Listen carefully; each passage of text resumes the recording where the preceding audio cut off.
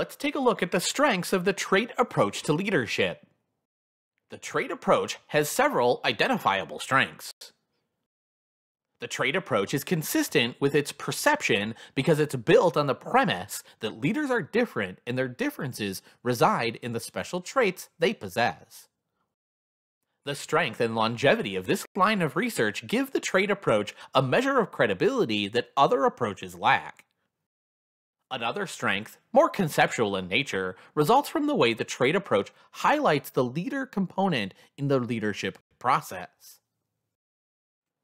Last, the trait approach has given us some benchmarks for what we need to look for if we want to be leaders.